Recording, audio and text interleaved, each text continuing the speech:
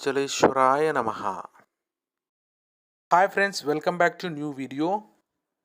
ఇప్పుడైతే నేను అరుణాచలంలో ఉన్నా ఫ్రెండ్స్. గురు పౌర్ణమి రోజు గిరి ప్రదక్షిణ చేయడానికి నేనైతే అరుణాచలం వచ్చాను ఫ్రెండ్స్. నేను మీకు ఈ వీడియోలో గిరి ప్రదక్షిణ ఎక్కడి నుండి చేయాలి, ఎలా చేయాలి, గిరి ప్రదక్షిణ చుట్టూ ఎంత దూరం, గిరి ప్రదక్షిణలో అష్టలింగాలను గురించి నేను మీకు ఈ వీడియోలో పూర్తిగా చూపించబోతున్నాను ఫ్రెండ్స్.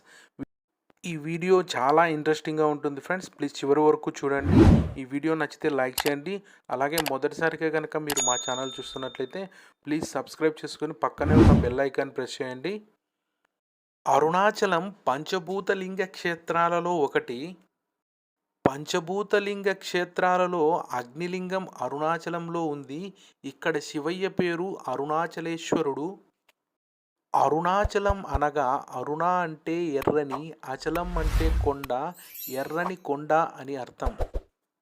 అరుణాచలంని తమిళంలో తిరువన్నామలై అంటారు. తిరు అంటే శ్రీ, అన్నామలై అంటే పెద్ద కొండ అని అర్థం. ఈ కొండే శివుడని పురాణాలు తేల్చుచుండడం చేత ఈ కొండకు తూర్పును గల అరుణాచలేశ్వర దేవాలయం కంటే ఈ కొండకే ఎక్కువ ప్రాధాన్యం ఇవ్వబడుతుంది.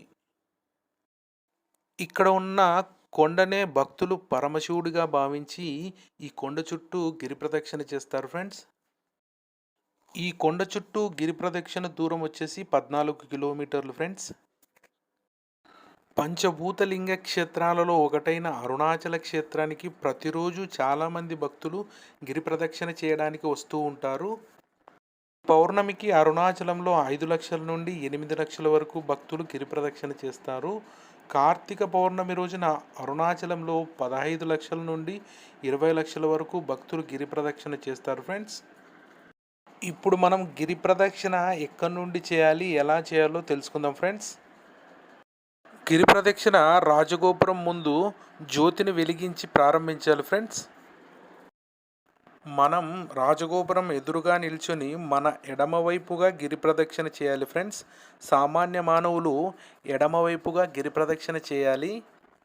సిద్ధులు, యోగులు, ఋషులు కుడివైపుగా గిరి ప్రదక్షిణ చేస్తారు ఫ్రెండ్స్.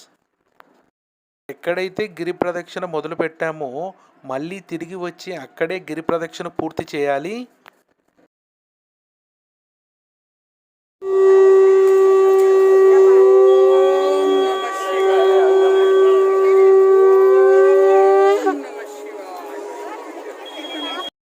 ఆ పరమశివుణ్ణి తలుచుకుంటూ అరుణాచల శివ అని గిరి ప్రదక్షిణ చేయాలి.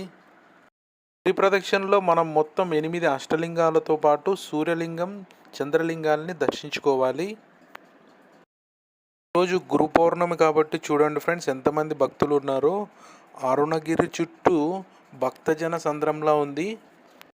గిరి ప్రదక్షిణలో మనం కొద్ది దూరం నడుచుకుంటూ వెళ్తే అష్టలింగాలలో మొదటిదైనటువంటి ఇంద్రలింగం మనకు వస్తుంది ఫ్రెండ్స్. ఇంద్రలింగాన్ని ఇంద్రుడు ప్రతిష్ఠించాడు. ఇంద్రలింగాన్ని పూజించడం వల్ల దీర్ఘాయుష్షు మరియు శ్రేయస్సు లభిస్తాయని భక్తుల విశ్వాసం. ఆలయంలో వీడియో అలో లేదు ఫ్రెండ్స్, అందుకే ఇంద్రలింగాన్ని ఫోటో ద్వారా ఇస్తాను, దర్శించుకోండి. ఇంద్రలింగాన్ని దర్శించుకొని గిరి ప్రదక్షిణ కంటిన్యూ చేస్తున్నాం ఫ్రెండ్స్. ఇక్కడ మనకు ఒక గోమాత కనిపించింది చూడండి.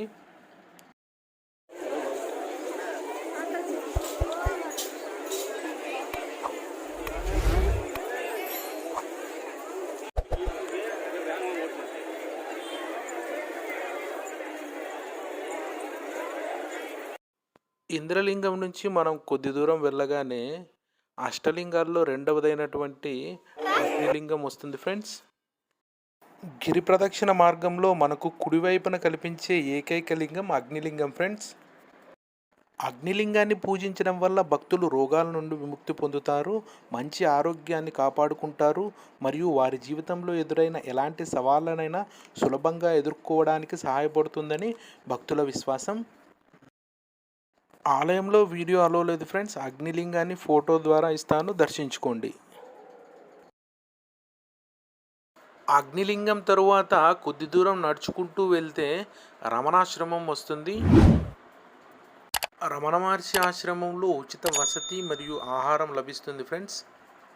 రమణాశ్రమం ఉదయం 5 గంటల నుండి రాత్రి 9 గంటల వరకు తెరిచి ఉంటుంది ఫ్రెండ్స్.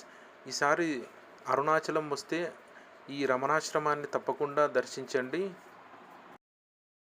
రమణాశ్రమంలో వసతి కోసం ముందుగా ఆన్లైన్లో బుక్ చేసుకోవాలి ఫ్రెండ్స్. దానికి సంబంధించిన వెబ్సైట్ డీటెయిల్స్ నేను మీకు డిస్క్రిప్షన్లో ఇస్తాను. అక్కడ నుండి రూమ్ బుక్ చేసుకోండి ఫ్రెండ్స్. రమణాశ్రమం నుంచి కొద్ది దూరం వెళ్ళగా మనకు గిరి ప్రదక్షిణలో 3వ లింగమైనటువంటి యమలింగం వస్తుంది. యమలింగాన్ని మృత్యుదేవుడైనటువంటి యమ భగవానుడు ప్రతిష్ఠించాడు. యమలింగాన్ని దర్శించడం వల్ల ఆర్థిక ఇబ్బందులు తొలగిపోతాయని భక్తుల విశ్వాసం. ఇక్కడైతే ఆలయాన్ని క్లోజ్ చేశారు ఫ్రెండ్స్. అందుకే యమలింగాన్ని ఫోటో ద్వారా ఇస్తున్నాను, దర్శించుకోండి. యమలింగం దాటుకుని కొద్ది దూరం వెళ్తే ఇక్కడ ఒక అఘోరా భక్తులకు విభూది పెడుతున్నారు. ఒకసారి చూడొచ్చు ఫ్రెండ్స్. భక్తులు చూడండి ఎలా ఎగబడుతున్నారో ఆయనతో విభూది పెట్టించుకోవడానికి. మనం గిరి ప్రదక్షిణ చేస్తున్న మార్గంలో ఇలా ఇండికేషన్స్ ఉండే బోర్డ్స్ అయితే మనకు కనిపిస్తాయి ఫ్రెండ్స్. ఈ బోర్డ్స్ మనం ఇప్పుడు ఎక్కడ ఉన్నామో, మనకు తర్వాత ఎన్ని లింగాలను దర్శించుకోవాలి, ఎన్ని కిలోమీటర్ల తర్వాత మన గిరి ప్రదక్షిణ పూర్తవుతుందనే ఇండికేషన్స్ మనకిస్తాయి ఫ్రెండ్స్.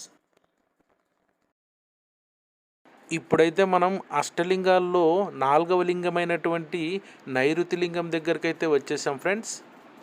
నైరుతి లింగాన్ని రాక్షసుల రాజు అయినటువంటి నిరుతి ప్రతిష్ఠించాడు.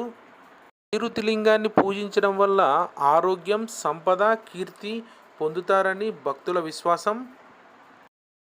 అలాగే సంతానం లేదని బాధపడే దంపతులకు నైరుతి లింగం పూజించడం వల్ల సంతానం కలుగుతారని ఇక్కడి భక్తుల విశ్వాసం.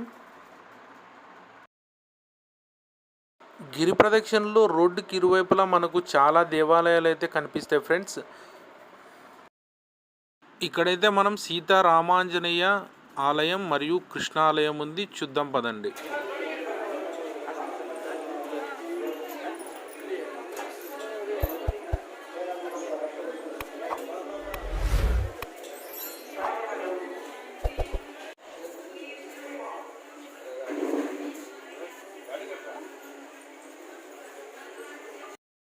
నైరుతి లింగం తరువాత కొద్ది దూరం వెళ్ళగా సూర్యలింగం వస్తుంది.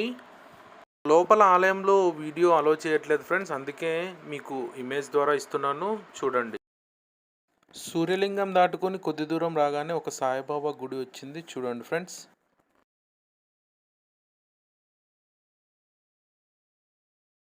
ఇక్కడ శ్రీవారి పాదాలను చూడొచ్చు ఫ్రెండ్స్.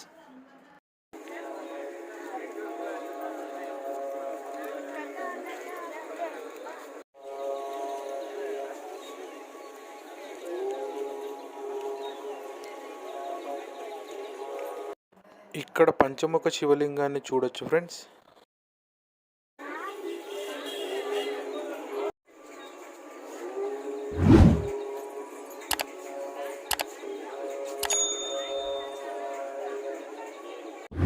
ఇప్పుడైతే మనం వరుణలింగం దగ్గరికి అయితే చేరుకున్నాం ఫ్రెండ్స్. వరుణలింగాన్ని వరుణదేవుడు ప్రతిష్ఠించాడు. వరుణలింగాన్ని పూజించడం వల్ల భక్తులకు అనారోగ్యం, ముఖ్యంగా నీటి సంబంధిత వ్యాధుల నుండి రక్షణ లభిస్తుందని భక్తుల విశ్వాసం. వరుణలింగాన్ని ఫోటో ద్వారా దర్శించుకోండి ఫ్రెండ్స్. వరుణలింగం తర్వాత మనకు అర్ధనారీశ్వరి టెంపుల్ వస్తుంది, దర్శించుకోండి ఫ్రెండ్స్. అష్టలింగాలలో 6వ లింగమైనటువంటి వాయులింగం దగ్గరికి అయితే ఇప్పుడు మనం చేరుకున్నాం ఫ్రెండ్స్. వాయులింగాన్ని వాయుదేవుడైన వాయు భగవాన్ ప్రతిష్ఠించాడు.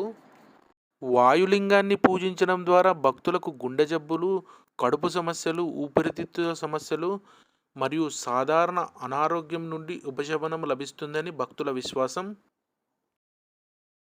వాయులింగం తర్వాత మనం చంద్రలింగానికి అయితే చేరుకున్నాం ఫ్రెండ్స్. చంద్రలింగం అష్టలింగాలలో ఒకటి కాదు ఫ్రెండ్స్. లోపల వీడియో అలో లేదు ఫ్రెండ్స్, అందుకే ఇమేజ్ ద్వారా చంద్రలింగాన్ని దర్శించుకోండి. మనం గిరి ప్రదక్షిణ పూర్తి చేయడానికి సుమారు 6 నుంచి 7 గంటల సమయం అయితే పడుతుంది ఫ్రెండ్స్. మనకు గిరి ప్రదక్షిణలో అలసిపోయి కాళ్ళ నొప్పులు వచ్చినప్పుడు ఇలాంటి మనకు రెస్ట్ రూమ్స్ కూడా ఉంటాయి ఫ్రెండ్స్. ఇక్కడ రెస్ట్ తీసుకొని మరి గిరి ప్రదక్షిణ అయితే కంటిన్యూ మనం చేయొచ్చు. గిరి ప్రదక్షిణలో రోడ్డుకి ఇరువైపులా మనకు చాలా షాప్స్ అయితే ఇక్కడ కనిపిస్తాయి ఫ్రెండ్స్. ఈ షాప్స్లో మనకు tea, coffee, cool drinks, tiffin మరియు భోజనం ఇలాంటి ఆహార పదార్థాలు దొరుకుతాయి ఫ్రెండ్స్. వీటితో పాటు పండ్ల రసాలు, చెరుకు రసం, టెంకాయలు కూడా ఇక్కడ దొరుకుతాయి ఫ్రెండ్స్. మనం అలసిపోయినప్పుడు కొంత ఆహారాన్ని తీసుకొని గిరి ప్రదక్షిణను కొనసాగించవచ్చు. అలాగే మనకు ఈ మార్గంలో టాయిలెట్స్ కూడా అందుబాటులో ఉన్నాయి ఫ్రెండ్స్. అలాగే కొద్ది దూరం వెళ్ళాక అష్టలింగాలలో 7వ లింగమైనటువంటి కుబేరలింగాన్ని చేరుకున్నాము. ఈ కుబేరలింగాన్ని సంపదకు దేవుడైనటువంటి కుబేరుడు ప్రతిష్ఠించాడు. కుబేరలింగాన్ని పూజించడం వల్ల సంపద మరియు జీవిత స్థితి మెరుగుపడుతుందని భక్తుల విశ్వాసం. ఆలయం లోపల వీడియో అలో లేదు ఫ్రెండ్స్. కుబేరలింగాన్ని ఈ ఫోటో ద్వారా దర్శించండి. 7వ లింగం కుబేరలింగం దర్శించుకొని 1 కిలోమీటర్ వెళ్ళగానే మనకు మోక్ష మార్గం దర్శనమిస్తుంది. ఈ మోక్ష మార్గం గిరి ప్రదక్షిణ మార్గంలో కుడివైపున వస్తుంది ఫ్రెండ్స్. ఈ మోక్ష మార్గంలో ఎంతటి లావువారైనా సరే ఈ మోక్ష మార్గం ద్వారా బయటకు వస్తారు ఫ్రెండ్స్. ఈ వీడియోలో చూడొచ్చు భక్తులు ఎలా బయటకు వస్తున్నారో. మోక్ష మార్గం ద్వారా రావడం వలన శారీరక శ్రమ నుండి వెంటనే విముక్తి పొంది ఉపశమనం కలుగుతుందని భక్తుల విశ్వాసం ఫ్రెండ్స్. ఈ మోక్ష మార్గంలో గణపతి యంత్రం స్థాపన వల్ల శారీరకంగా ఉన్న రుగ్మతల వల్ల ఉపశమనం కలుగుతుందని భక్తుల విశ్వాసం. కుబేరలింగం దగ్గరకు రాగానే మనకు 80% గిరి ప్రదక్షిణ పూర్తవుతుంది ఫ్రెండ్స్. అక్కడ నుండి మనకు కొంచెం కాళ్ళ నొప్పులు, శారీరక అలసట కొంచెం ఉంటుంది ఫ్రెండ్స్. మరి ఈ మోక్ష మార్గం నుండి బయటకు వస్తే శారీరక అలసట తీరిపోయి చాలా రిలాక్స్ అవుతుందని భక్తుల విశ్వాసం ఫ్రెండ్స్. మోక్ష మార్గం ద్వారా రావడం వల్ల భక్తులకు మోక్షం లభిస్తుందని విశ్వాసం ఫ్రెండ్స్. మోక్ష మార్గం నుంచి కొద్ది దూరం నడుచుకుంటూ రాగానే అష్టలింగాల్లో చివరిది 8వ లింగమైనటువంటి ఈశాన్య లింగానికైతే మనం చేరుకోవచ్చు ఫ్రెండ్స్. ఈశాన్య లింగాన్ని ఈశాన్యన్ ప్రతిష్ఠించాడు. ఈశాన్య లింగాన్ని పూజించడం వల్ల మనశ్శాంతి కలుగుతుందని భక్తుల విశ్వాసం ఫ్రెండ్స్. ఆలయంలోకి వీడియో అలో లేదు ఫ్రెండ్స్. ఈశాన్య లింగాన్ని ఫోటో ద్వారా ఇస్తాను, దర్శించండి. ఈశాన్య లింగం నుంచి కొద్ది దూరం నడిస్తే మనం రాజగోపురాన్ని చేరుకోవచ్చు ఫ్రెండ్స్. మనం రాజగోపురం వద్ద గిరి ప్రదక్షిణ ప్రారంభించాం కాబట్టి మరలా తిరిగి వచ్చి రాజగోపురం వద్ద గిరి ప్రదక్షిణ పూర్తి చేయాలి ఫ్రెండ్స్. ఇది ఫ్రెండ్స్ ఈ వీడియో కనుక మీకు నచ్చినట్లయితే లైక్ చేయండి, షేర్ చేయండి, కామెంట్ చేయండి.